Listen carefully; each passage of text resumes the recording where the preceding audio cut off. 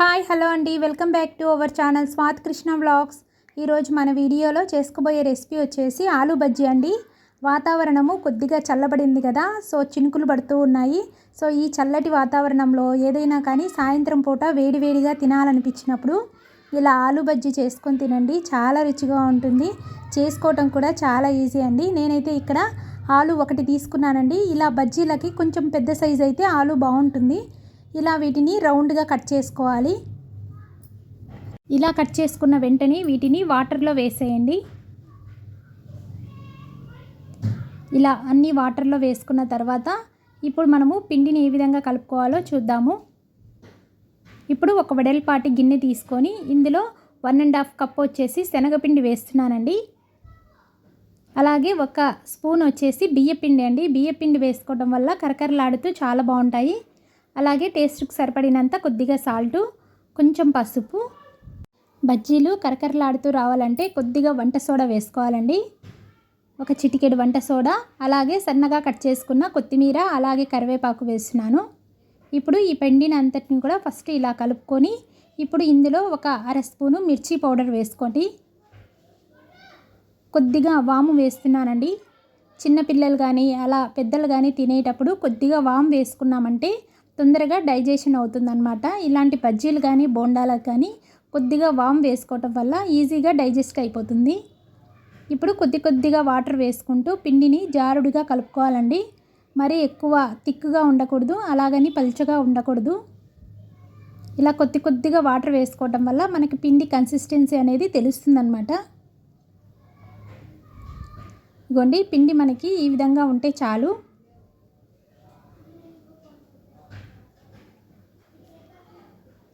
గొండి పిండి కలుపుకున్నాం కదా, ఇప్పుడు స్టవ్ వెలిగించుకొని ఆయిల్ వేడయ్యాక ఇప్పుడు ఈ పిండిలో ఒక్కొక్కటి తీసుకొని ఇలా బజ్జీలు వేసేసుకుందాము.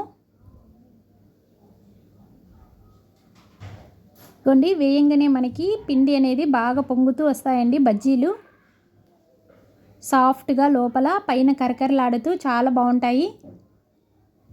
చాలామంది పిల్లలకి ఏంటంటే ఆలూ బజ్జీ చాలా ఇష్టపడతారు కదా. సో స్కూల్ నుండి రాగానే ఇలా చేసి ఇచ్చారంటే చాలా ఇష్టంగా తింటారు పిల్లలు అయితే. గోండి ఇలా వేసుకున్న తర్వాత వెంటనే కలపకుండా ఒక 2 నిమిషాల పాటు వీటిని బాగా ఫ్రై చేసుకోవాలి. ఎప్పుడైనా కానీ బజ్జీలు వేసుకోవటం అనేది మనం పిండి కలిపే విధానంలో ఉంటుందండి. పిండి మనము ఎంత బాగా కలుపుకుంటే బజ్జీలు అనేవి అంత బాగా పర్ఫెక్ట్గా వస్తాయన్నమాట.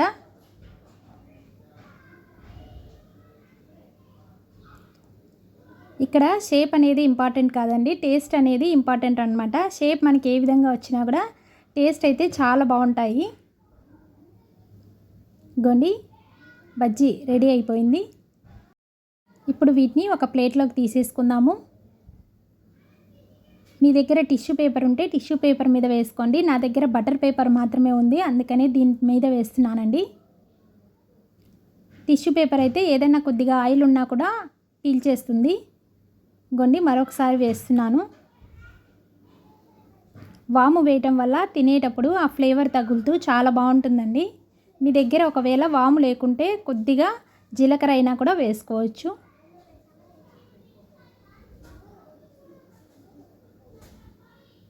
వంట సోడా కూడా ఎక్కువ వేయకుండా ఒక చిటికెడు మాత్రమే వేయండి. వంట సోడా ఎక్కువ వేసామంటే ఆయిల్ ఎక్కువ పీల్చేస్తుందండి. ఇగోండి రెండోసారి కూడా బజ్జీలు ఫ్రై అయిపోయాయి. ఇప్పుడు వీటిని కూడా ప్లేట్లోకి తీసేసుకుంటున్నాను.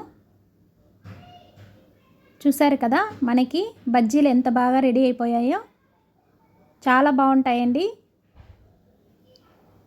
వీటికి ఎక్కువ శ్రమ పడిన అవసరం లేదు.